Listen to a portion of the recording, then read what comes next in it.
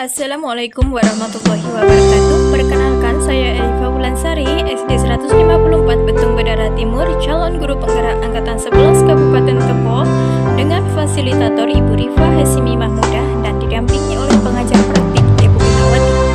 Baiklah, saya akan memaparkan tentang koneksi antar materi modul 1. Salam dan bahagia. Bapak Ibu guru hebat, kesimpulan dan refleksi pemikiran Ki Hajar Dewantara. Pendidikan dan pengajaran tidaklah sama. Pengajaran adalah bagian dari pendidikan. Menurut Ki Hajar Dewantara, pengajaran adalah proses pendidikan dengan cara memberi ilmu untuk kecakapan hidup anak, baik secara lahir maupun batin. Pendidikan yaitu menuntut segala kodrat yang ada pada anak agar mereka dapat mencapai keselamatan dan kebahagiaan yang setinggi-tingginya baik secara manusia maupun anggota masyarakat. Pendidikan menuntun murid untuk berkembang secara utuh agar mampu memuliakan dirinya sendiri dan orang lain serta menjadi pribadi yang mandiri.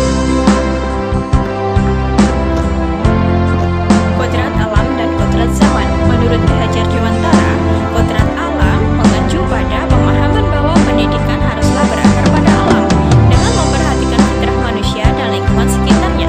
Sedangkan kodrat zaman menekankan pentingnya pendidikan yang sesuai dengan tuntunan zaman dan perkembangan teknologi, yang artinya kita sebagai guru harus memperhatikan lingkungan alam sekitar dalam memberi pembelajaran pada murid sebagai sumber belajar serta terbuka dan mengikuti perkembangan zaman yang ada.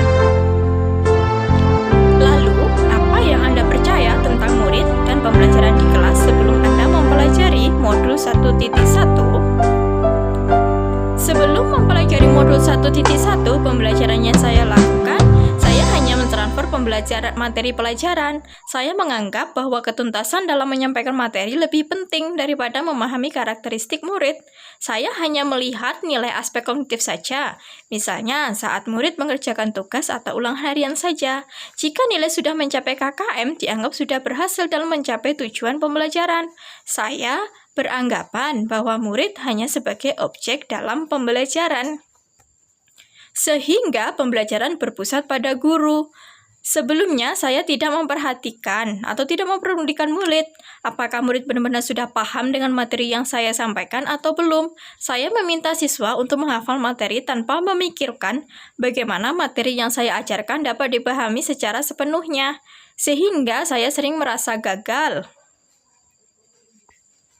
Apa yang berubah dari pemikiran atau perilaku Anda setelah mempelajari modul 1.1 ini? Namun, setelah saya mempelajari modul 1.1 tentang pemikiran Ki Hajar Dewantara, saya menyadari bahwa pembelajaran saya pikirkan dan saya lakukan selama ini belum tepat. Seharusnya saya melakukan proses pembelajaran secara menyeluruh, bukan aspek kognitif saja, tetapi juga aspek afektif, psikomotorik, spiritual, sosial, dan budaya.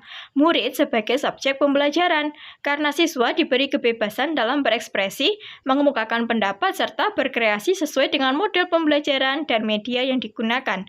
Guru sebagai fasilitator, artinya guru hanya menuntun siswa dalam proses pembelajaran sehingga pembelajaran berpusat pada murid. Guru harus ikhlas, penuh kesabaran, dengan segala ketulusan hati agar terwujud pembelajaran yang menyenangkan. Saya harus mempelajari karakteristik murid masing-masing. Saya harus memberikan kesempatan murid untuk tumbuh dan kembang sesuai kodrat yang dimiliki anak masing-masing.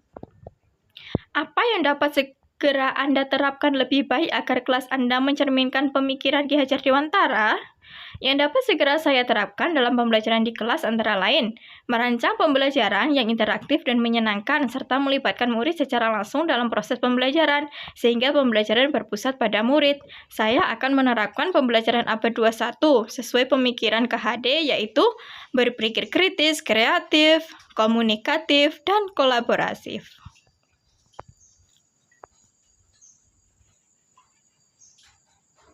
Yang dapat segera saya terapkan dalam pembelajaran di kelas antara lain dengan berpegang teguh pada memerdekakan murid. Pembelajaran tidak lagi menuntut tetapi menuntun, karena tugas guru memberikan tuntunan atau bimbingan yang baik dalam tumbuh kembang anak pada proses pembelajaran, sehingga pembelajaran berpihak pada murid.